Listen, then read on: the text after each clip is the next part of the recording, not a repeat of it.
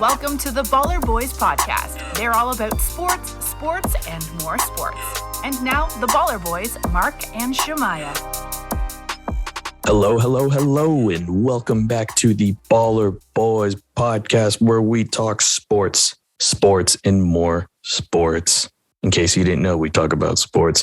It's your boy, Mark, and I am not doing this alone. I am joined by the SOTB, the music man with the plan, Shemaiah.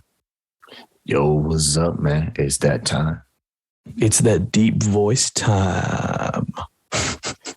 I mean, that's probably a different show. Okay. But in the Baller Boys, we're not gonna do the R&B type jazz type thing. But I know, cue the saxophone. But we are gonna talk about some interesting things happening in the NBA. And a lot of them are still hot topics even now. Yeah. So without further ado, why don't we get into that? We're going to talk about a gentleman who's pretty well known in the spotlight of the NBA, and that is Draymond Green, everyone's favorite player in the NBA, wouldn't you say?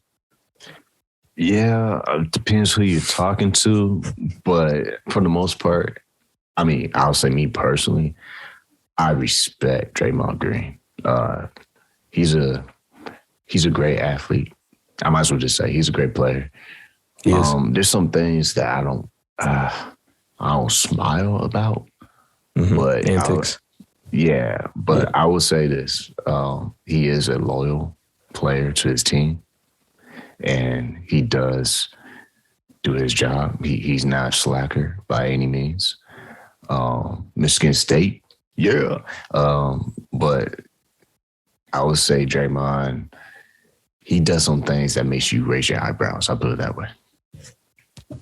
Yeah, for sure. And anyone who's been watching the NBA knows some of the stuff that he's been known for.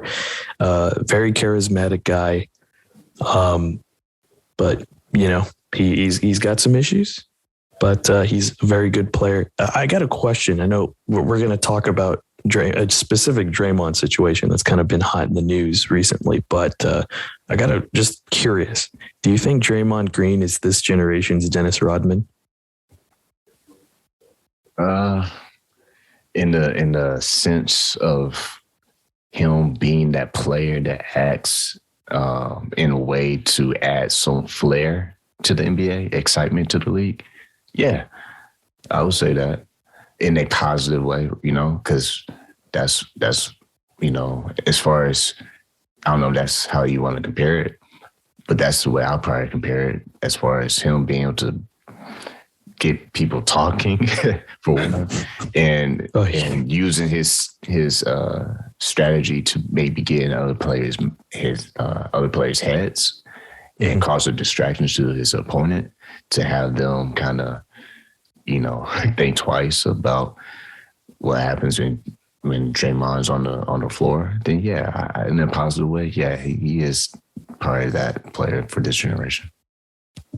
But as far as his hustle and his ability to do all that dirty work really good in the trenches with the rebounds, the defense, the way he hustles for his team, like you mentioned, you touched on the loyalty to his team.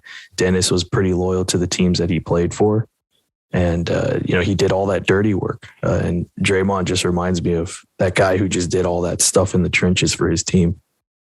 The reason why I mentioned MSU earlier, Michigan State, is because he's always been that hard-working player, teammate. Like I said, he is not a slacker. He's not someone that just... I don't feel like going to practice. He's always going to be that player that you can trust to show up in the game. Mm-hmm. And that's what I'm saying. He does things that makes you raise your eyebrows. But I would never say that I do not like Draymond Green as a basketball player. He's a great athlete that you can rely on. He's going to always be a ride or die player. Yeah, I agree with you. And, I'm definitely looking forward to seeing his jersey retired as a Warrior. So But until that day, we've got some news to talk about. And as you all know, Draymond Green was ejected from the game against the Grizzlies. I believe it was game 2. But yeah, he was ejected for pulling center. I believe he's a center. Brandon Clark down by his jersey. But he does try to break Clark's fall at the end. So he gets a flagrant 2 and is ejected. Now, Shemaya, what are your initial thoughts on this? Because for those of you who saw the footage, yeah, like you can't do that. You can't pull a dude down by his jersey. But Draymond, he didn't try to slam him down. He didn't try to inflict damage. He did try to kind of break the fall, which is good. That's what you're supposed to do as a player. But he shouldn't have pulled the jersey. But what are your thoughts on this? Well, I mean, speaking towards that situation, because we all know there's another situation that he got fined $25,000 for. But for that particular situation, I didn't think too much of it at first. But then I kind of showed you a video I found on social media that had an alternative angle. Yeah, explain what happened there. Yeah, it looked like I paused the video just to make sure I was seeing what I was seeing. He actually made contact with the guy's face. And that was prior to pulling the jersey down and before he broke the guy's fall. It's one of those situations where you really want to think, highly of someone, right? But when you see the pulling of the jersey, it's not like he's trying to really hurt the person. But was it necessary still, though? Like, was it really necessary? And that's what I have to ask myself. Was it even necessary? Did you really have to do that? Like, that's something that they, do in practice drills. I'll just say. A lot of guys going to the infirmary after practice, huh? I'm just saying, man. I'm just saying. I don't think that I like that tactic of pulling jerseys. But I'm not in the NBA. I don't know the stress that they go through. Maybe in that moment felt like he had to pull the jersey. I don't know. I think just me on the outside looking in, he probably had a buildup of frustration with that player. And he was like, okay, here he comes. It's my moment. And he just, quote unquote, did what he had to do to stop the play. Yeah. And Draymond's one of those guys who does put his body out there on the line for his team, which is commendable. I mean, it's like we touched on, he is a team player. Except for that play. That play, he was going for the jersey, but with the alternative camera angle, he clearly hit the guy in the face, man. Even if it wasn't it even wasn't intentional. Like, he might have been swiping for the ball, but he clearly hit him in the face. And I paused the video. The hand was right there. I mean, dude, that's prior to the pull of the jersey. So yeah. When you showed me that, y'all try to find this alternate angle because the slap is he Will Smithed him. I mean, it was a nasty slap. The whole hand hit him in the face. I was like, man, imagine like a bear claw just like smacking you in the face. But here's the thing, bad. man. I think if people look at this matchup with Golden State and Memphis, you gotta understand, Brandon Clark, I don't think he's not a player that Draymond is like wanting to see when he's on the court. So I feel like there's some friction between Brandon Clark and Draymond Green. Do you think Brandon Clark stole Draymond's Twinkie or something? No, I think Brandon is probably trying to get in Draymond's head. Yeah. But like I said, I don't know. He might have said something to Draymond. He might have, I don't know. But I do know this. Draymond pulled his jersey.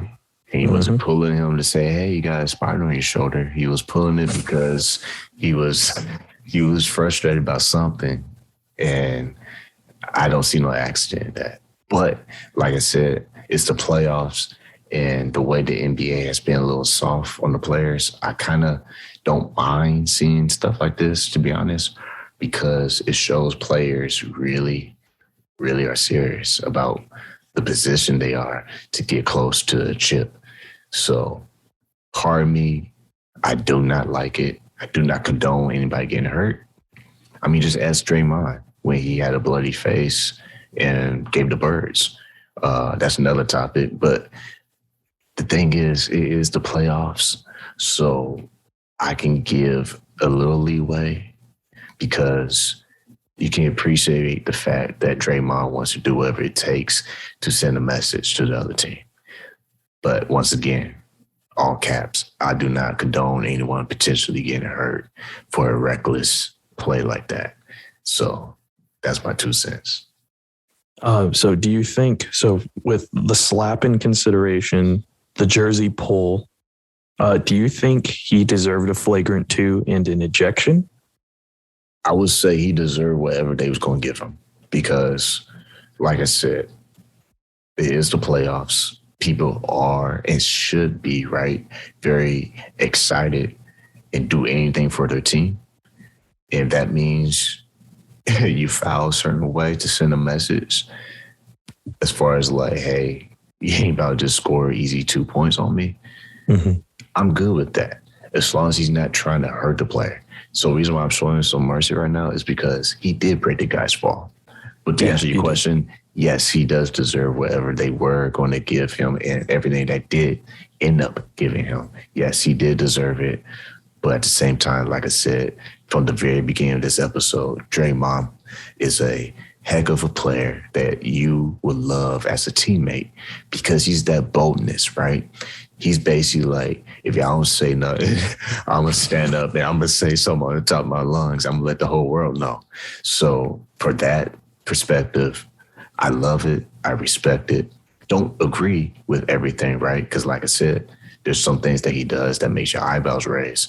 But I will never question his loyalty to the Warriors. He wants to display warriorship at certain times where you want him to calm down a little bit. But you can't 100% blame him for how he's acting because he's showing his team that I'm ride or die. I'm going to do whatever it takes for us to send a message to the other team. Now, is he trying to hurt the player? No. I wouldn't be giving this long point to you if I felt that he was trying to hurt the player or end his career or something crazy like that. But I will say this. He has to be very careful that he doesn't cross the line because he's very fortunate that he was able to break the guy's fall. Because what if there's another story? Oh, man. It was a drastic situation that injured the guy. Now it'd be a different tone. I'll probably be like, hey, he's a dirty, player, blah, blah, blah, blah, blah. Oh, we're talking like suspension. Oh, yeah. Yeah. So that's basically what I'm trying to say. Because some people have been saying stuff like, their opinions about players like Draymond Green. But I'm going to give Draymond Green benefit of the doubt that he's just one heck of an athlete who wants to express himself to send a message to the other team that he ain't soft. If you bring that stuff to the paint or just whatever on the court, I'm going to let you know I'm right here, bro. I'm right here.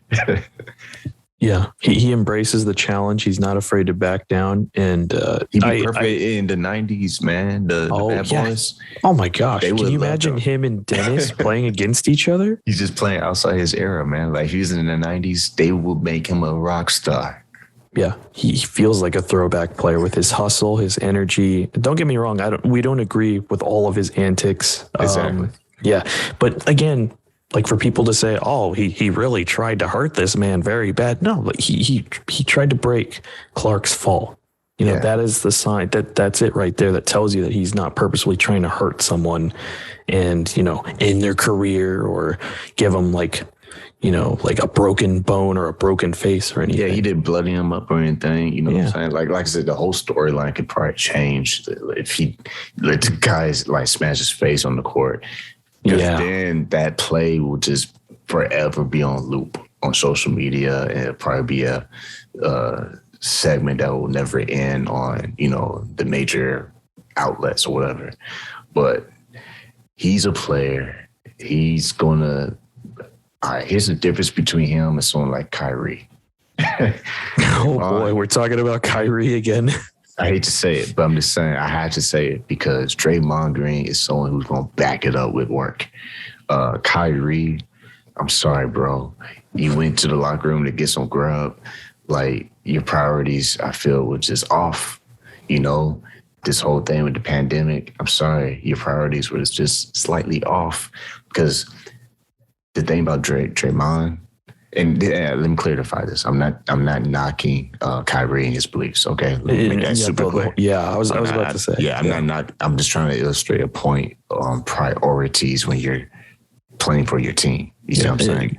Kyrie, instead of balling out, Kyrie decided to, take offense to the fans of Boston. That, and he made all these other colorful, reasons to not engage on the level that he has the potential to engage. Mm-hmm. It's really all I'm trying to say. Like I said, no disrespect to his belief system, no disrespect to him as a person, but I'm just trying to make a point.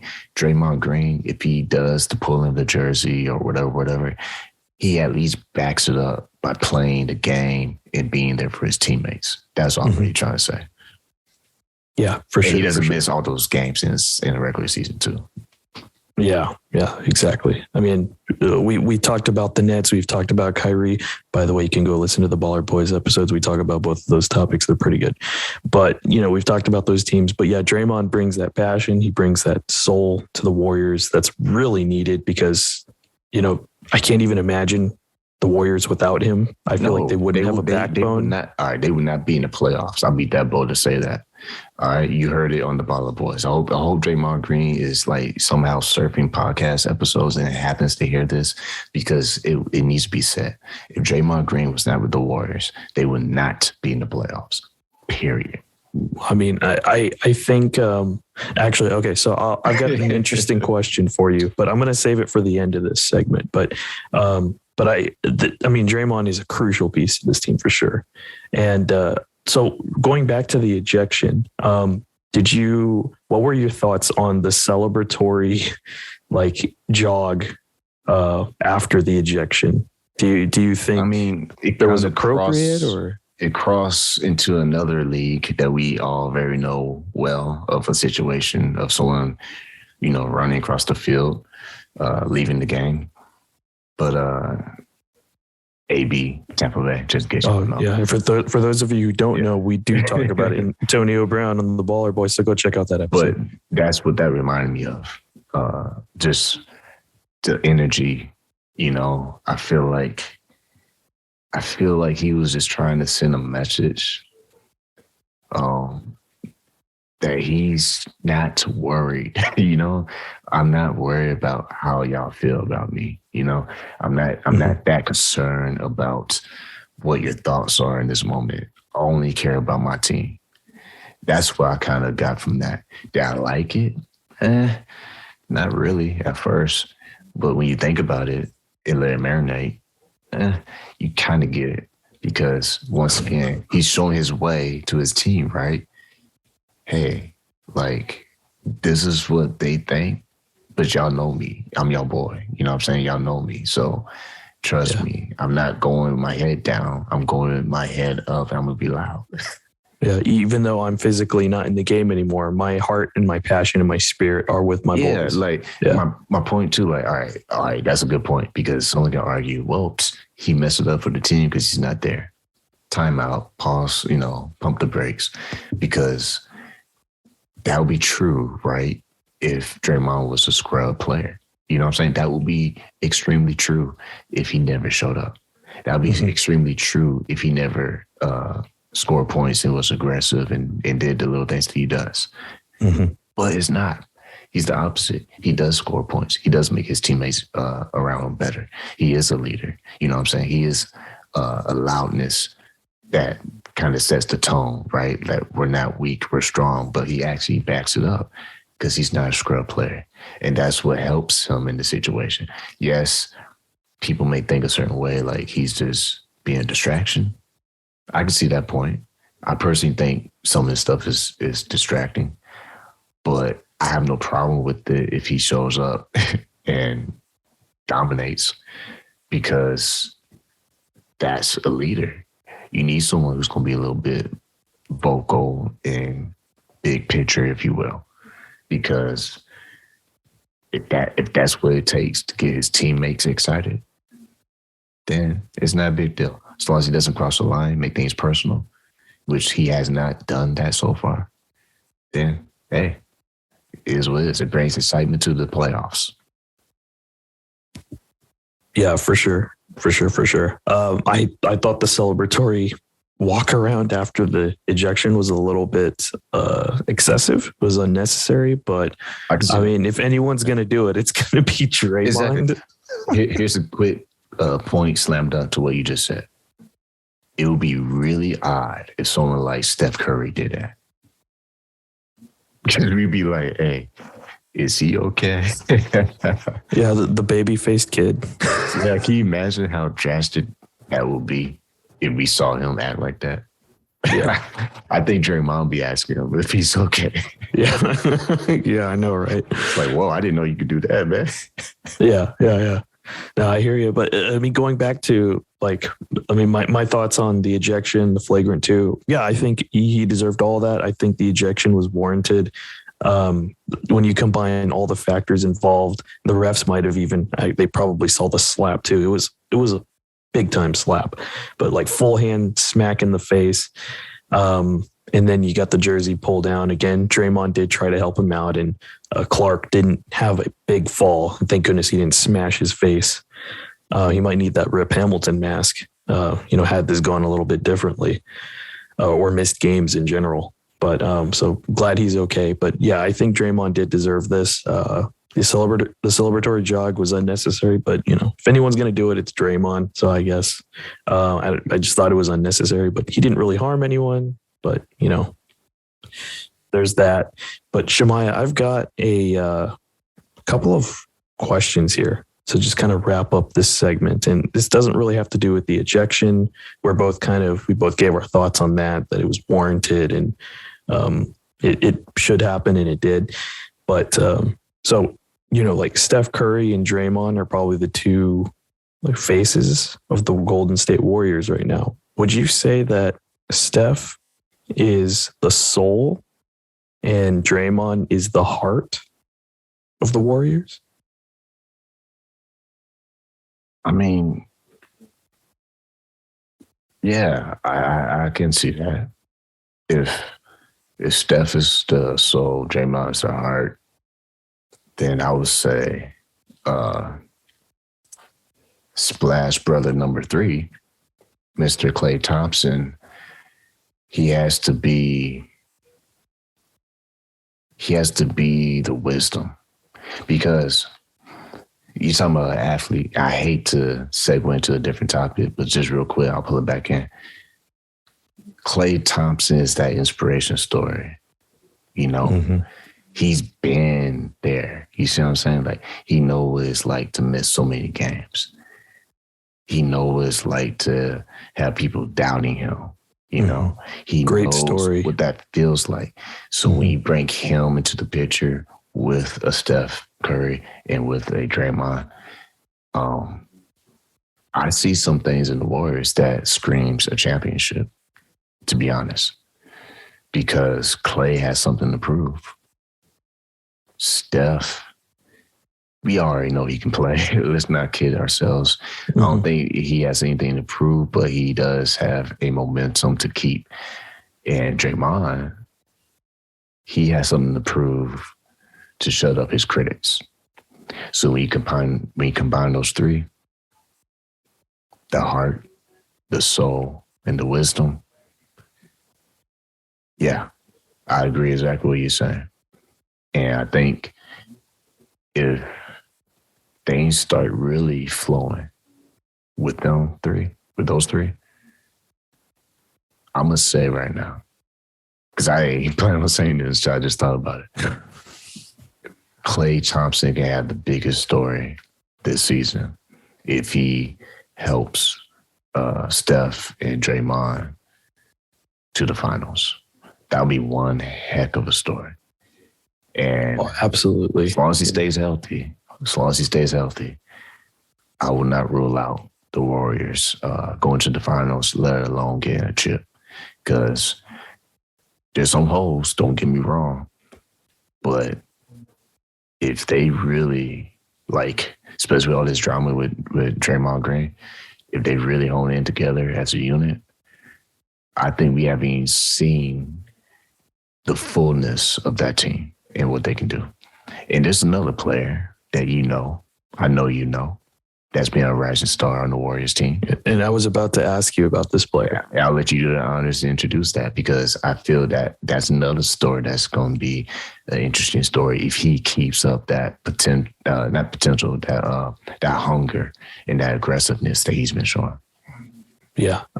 So because we're talking about heart, soul, wisdom, would you say that Jordan Poole is the fiery youth of the Warriors?